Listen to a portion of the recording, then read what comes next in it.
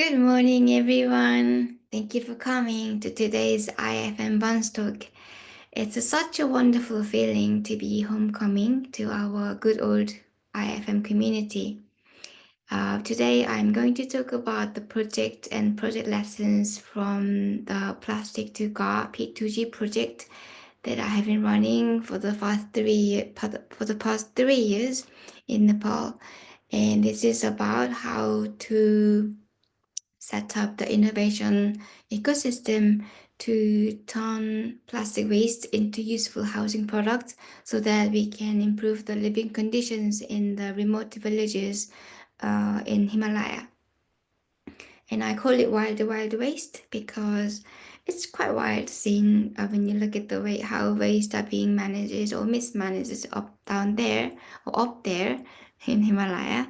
But also I wanted to share the lessons of the project, how our system has been catalyzing plastic waste entrepreneurship, i.e., the startups, local startups, and how we have been coordinating the innovation ecosystems to enable circular economy transition in Nepal. So here we go.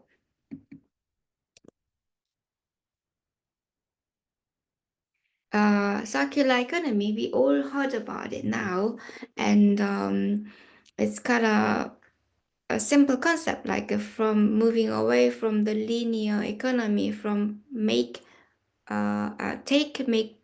dispose model to retain the value of the material and resources or energy within the circle, so it goes on and on and on, rather than going to landfill. So, but it's not only about the waste management, but also it's been claimed as one of the top three industrial approach to mitigate climate change issues by IPCC back in 2022. But because it's quite a complex, although the circle, it looks nice and neat, but coordination is the key between the disparate stakeholders that has not been in connection before, like say makers are makers and consumers are consumers, and waste management are there. They're separate, so there has not been so much dialogue between these stakeholders, but we have to speak to each other to make sure that the value is not being lost. Uh, it's but what in my eyes, if you look at the graph of the global population growth, so if you look at here, um, uh, about the time about 250 years ago when the industrial revolution started, our population was about like 700 million, and it's been rather quite stable. But after this industrial revolution, we have been very popular, so we became 11 times bigger now with 8 billion people on the entire planet. So back then, when we just started having our first manufacturing of factories or plastic bottles back in 1977 or even before, we were rather quite small. So we didn't really expect that our activities will be so detrimental to make this planet unsustainable. So at the beginning, we could take and we could make whatever the minerals or the fish or the natural resources. It seemed to be okay, so that we can, if we use, and when the first plastic bottles were introduced, it was such a revolution that would be easy to transport and lightweight and convenient and cheap. And then once we're done, we can just throw it away. And then somebody somewhere, somehow over the rainbow will look after it in the landfill. But we all know that it's no longer a possible option for us to do. However, I when and I should start. This is a little confession. Uh, for me, as a short-sighted sustainability researcher, it was back in 2010 when I first started my PhD in sustainable design, and when Ellen MacArthur Foundation came with the circular economy concept, and it sort of started to boom around the world. But because it's such a vast concept and shifting from the linear economy that's been so firmly ingrained in our current civilization and has been developed over more than 200 years now, such complex and such difficult job. It seems to be such complex, difficult job to do. So, although we all talk about circularity and circular economy, which sounded amazing, but to me, to be very honest, it seems to be rather an unattainable dream. So it was kind of short-lived fad that will fade away because it's not possible. Hence, when I started this project, and I was reluctant to label my project as a circular economy. So I was avoiding to put circular economy wherever in my project. So I call it innovation ecosystem. I call it waste revalorization, or whatever. That's essentially about circular economy. But sort of, there was in deep in my heart, there was sort of this belief that circular economy is not it might not be possible. Only until Steve came along after 3 years, and until I took him to the high mountains, until he started to using um, the the bins up in the mountain, and until um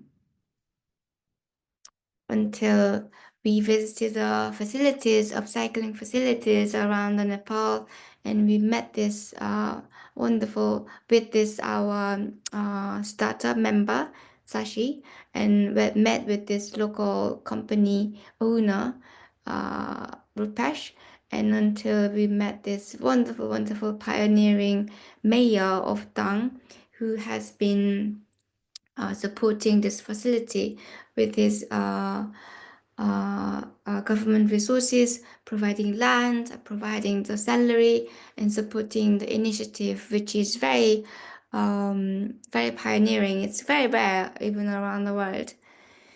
And then we were greeted by this troop of 20 ladies who were happy and very skillful in organizing and segregating plastic into different types and different colors.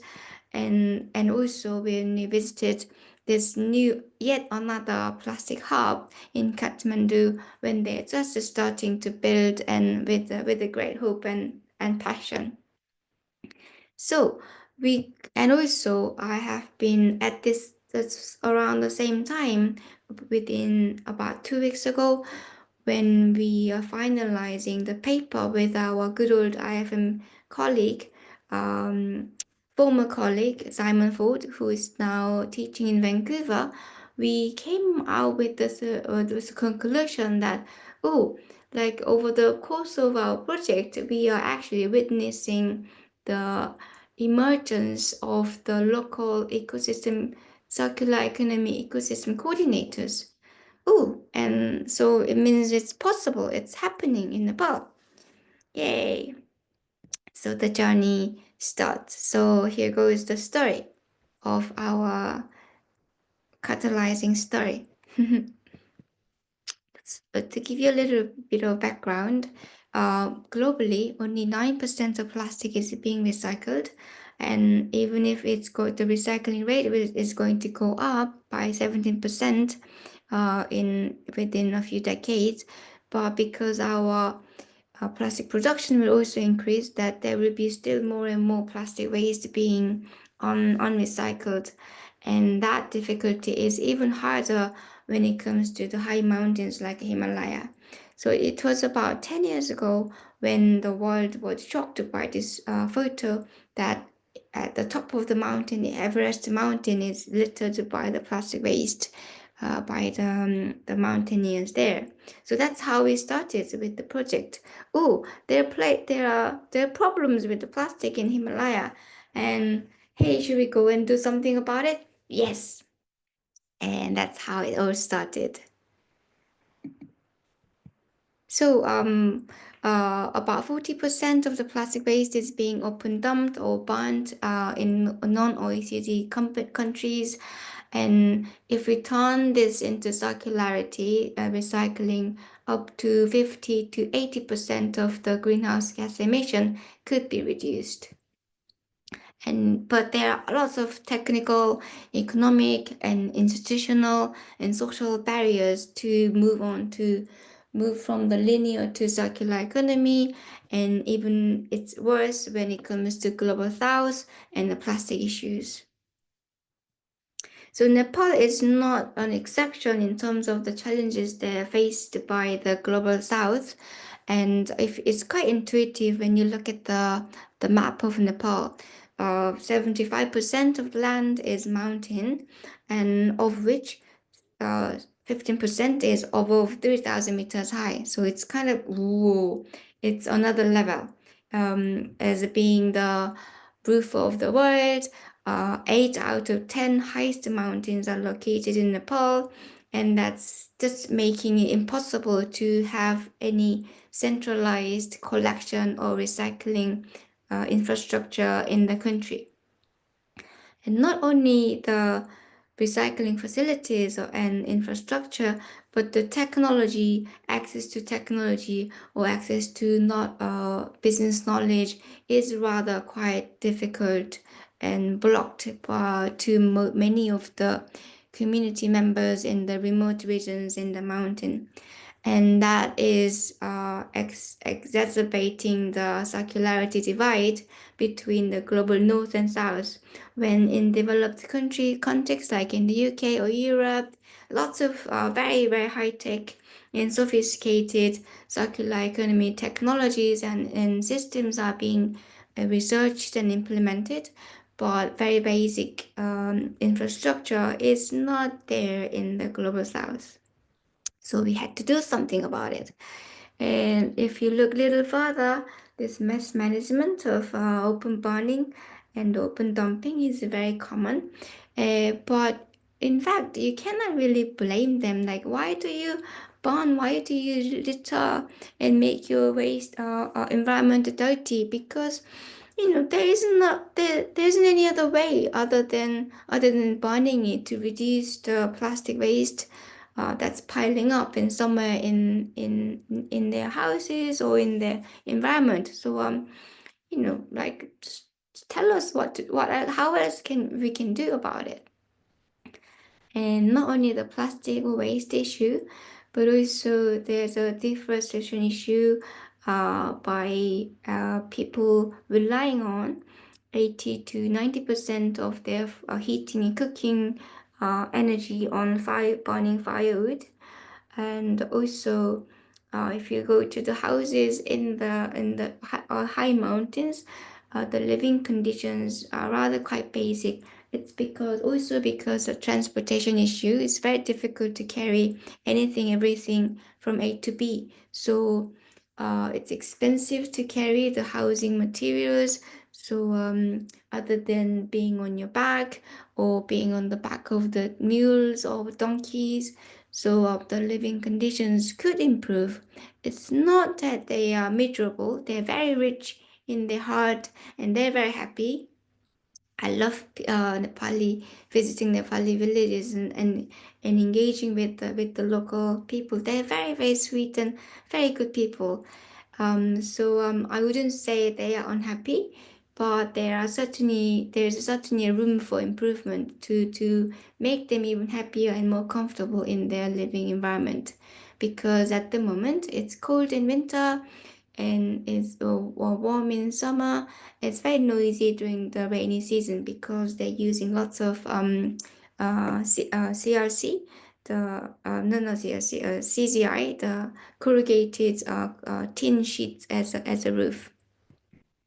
So a P2G approach, funded by the UK government and FCDO. We started back in 2022 as an impact creation and research project, and we wanted to intervene the current waste flow from plastic and collected or uncollected, and most of them are ending up in landfill or open dumping and open burning. So we wanted to intervene and upcycle the plastic into useful products so that the value can be retained forever or for longer.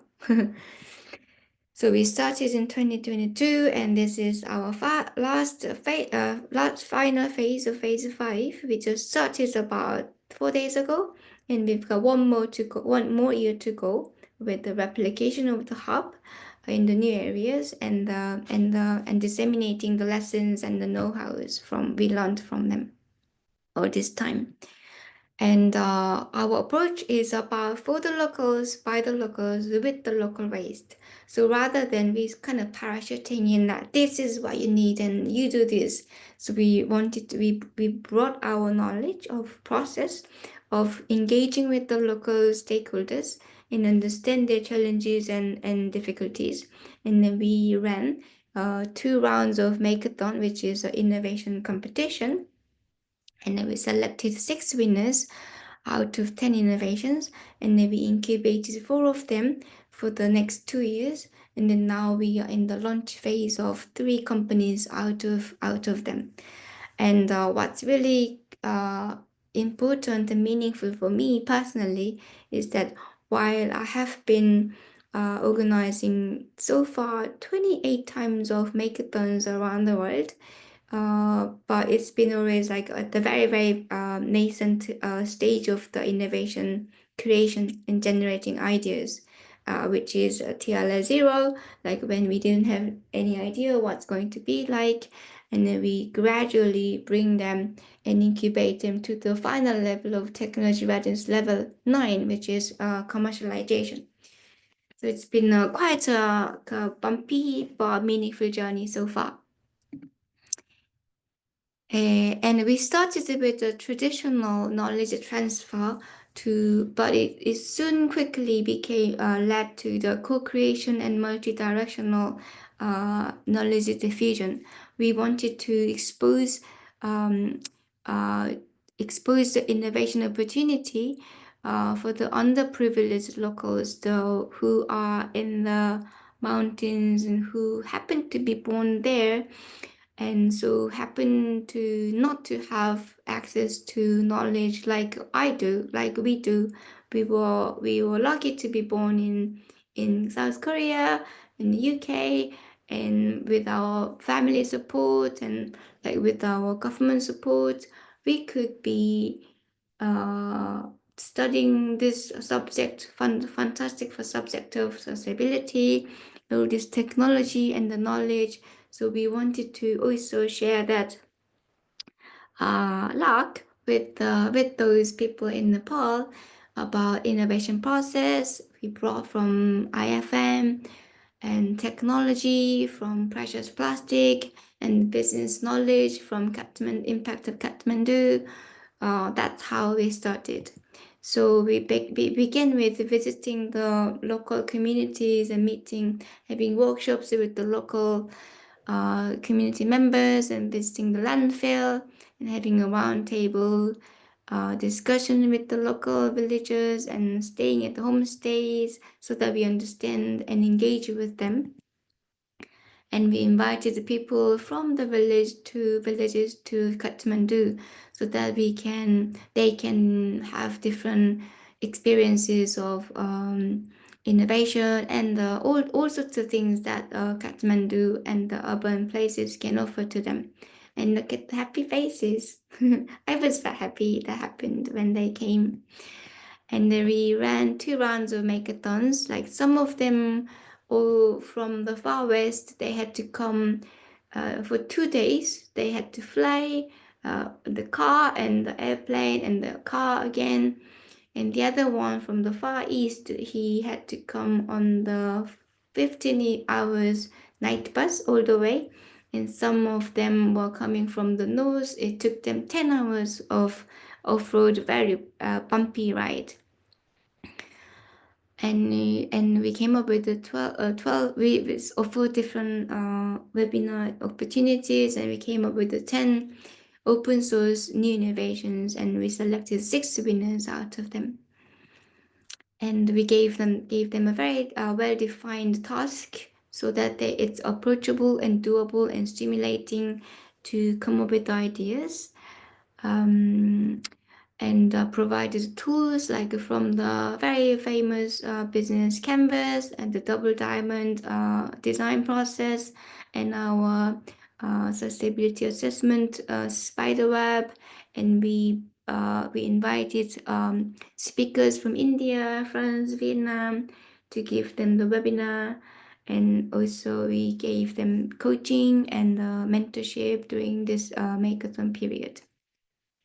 And prototyping is another very important area that can stimulate ideas so that by using the hands and turning their conceptual idea into something tangible. So it doesn't have to be very shiny final products, but it can be very basic, like kids play with the cardboard or the clay, but sometimes we use 3D printers and other machines at Fab Lab. So that's how we can stimulate and how we can encourage people to make mistakes and try and experiment with their own hands and materials. And then we also have we make sure that we create a fun and inviting environment so that it's a safe place for them to become like a little kid, and so they can have partial ideas, they can have little crazy ideas, or they can still enjoy their process, and they feel it's okay to bring whatever they comes to their mind. So it was very successful. And also we made sure that we provided healthy, local, nutritious food so that the idea comes keep on flowing. And also we provided the appropriate technology that rather than high tech with a high like fancy high tech machines. So we made sure that we provide the technology that is affordable in small scale and easy to build and maintain and operate even by the local females. And also we wanted to make sure that it doesn't consume too much energy. So like a shredder, extrusion, a heat press and shot press, and the polyfloss machine. Most are based on the plan provided by the precious plastic, which is great. And the polyfloss machine was the spin out from the RCA graduates some time ago. That's kind of emulating the cotton candy type of machine so that it makes the plastic into like fluffy materials, which is great. And then we created the plastic room so anybody can come and play and experiment with their plastic waste in Fab Lab in Nepal, which is in Kathmandu. And then after the makeathon, we ran about 2 years of very intensive incubation program with the master classes and the bi-weekly coaching sessions. And then we also took our teams abroad, like to India, to Vietnam, to Indonesia, to Cambridge to meet with the players working on plastic issues around the world. So that has been eye-opening opportunities for them to see it's not only we are not struggling only within Nepal, but we understand what's going on in other parts of the world, and we sort of they can reassure that what we are doing is the right thing to do for the business and for the world. And also we can have fun too. And we after we develop the ideas, so we bring them to the village, and so that we pilot and disseminate and train the locals how to make these different products and implement it. And also, we emphasize on sharing our knowledge as well. So we are organizing quarterly cross-pollination sessions, so that where our teams, they come and share their progress and challenges they're facing. Then oftentimes people become, oh, you can do this, that you can solve it in this way, or you meet this person that they will help you to do this, or you this is a good supply of blah blah blah. And so this is very very exciting moments that, oh, it's not only knowledge is coming from Cambridge, but also it's being created within them, it's being shared within them. It's a lot of diffusion is happening, taking place. So some outcomes. So we are turning the plastic into the bins and the boards and the floss, so the insulation materials and the sheets, so that it can be turned into, now we're making pavement blocks, and we can make a furniture and insulation and the roof repairing sheets and the roofing sheets as well. And interestingly, this bad boy, the multi-layer plastic with aluminum foil in it, we also came up with a solution that can be recycled as well. But generally, it's treated as something it's very difficult to recycle. And also we came up with, at the moment, we have 3 startups, and clean upcyclers are they the far the biggest and strongest, with quite a big variety of portfolio.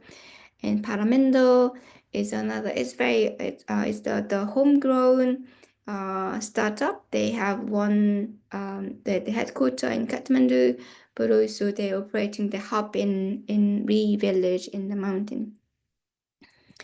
And the GD lab is also working on the polyfloss, the floss material, and now they're working on the project to turn the insulate the classrooms in the Himalayan Annapurna region in the schools, so that the kids in the rainy season could still listen to the teachers, even the raindrop is hard on the roof. Normally, it's too noisy for them to do any to study and listen to their teacher. So that's what's going on. And we also came up with the 2 different types of a plastic hub, where the plastic waste can be collected and come together. And this one is what the first one is urban plastic hub. So we have a semi to full industrial scale production unit there, and turning plastic into, and we're processing 2 tons per day, and of the municipal waste from about 11,000 households in the region, and we are turning into the useful products, and that will be procured by the government. And number 2 and number 3 are in the pipeline. And then another concept is the Himalayan plastic hub. For the first one is now being in Re village, so it is much smaller. We are collecting waste from one village of 110 households and connecting. We have another satellite village collection center that will send the plastic waste into this hub, and we have a small scale production units and turning them into the boards material like here. If you look at it, sorry. No, God. So this is difficult. Here I have to go through if we want to travel from one area to 2 different areas to come to this village. Cross the road and the rocky road. And then once you go there, and then you will have I call this the recycling center with the world most spectacular backdrop in the world, with the Ganesh Himal of 7,000 meters high. And we are connecting these recycling centers to this hub. And now by doing so, the startups are now startups are now scaling out in different areas. The flat areas where there are the road system is bigger, much better, and the bigger urban areas with the more people, and we have urban hubs here, and we have Himalayan hubs in the mountain areas. And this ended up with a nice local empowerment as well. And this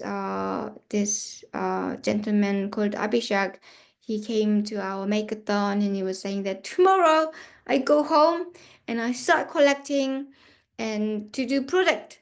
And it in itself was such a heartwarming moment.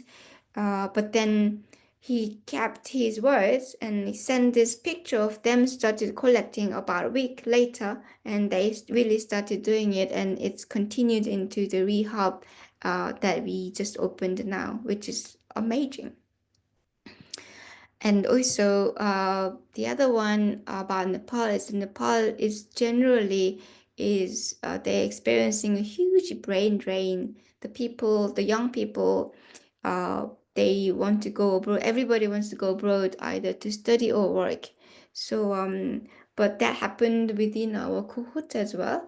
But rather than that being weakening our teams or threatening our project, the remaining it really actually worked as a talent pool. The P2G project became a talent pool that some of the team members who from the discontinued team because of the brain drain could join the other team, and eventually strengthening and reinforcing the skill sets and the and the brain power in the existing survival teams. So it turned out to be actually doing really well by collecting and concentrating the talents in the company that we are incubating. So all in all, as a conclusion, localized circular economy tradition is possible. The chicken and egg situation of supply and demand of recyclates is now addressed by the emergent circular economy ecosystem coordinators, i.e., the circular startups that we have in incubating, and we could empower the locals through the knowledge transfer and co-creation and the diffusion, and we could create a safe space for them to fail fast in and so they can continue and still feel okay to experiment and also continue to identify the opportunity and realize their dreams. So all in all, for global solidarity towards a circular future is possible. Thank you very much for listening. Here we go.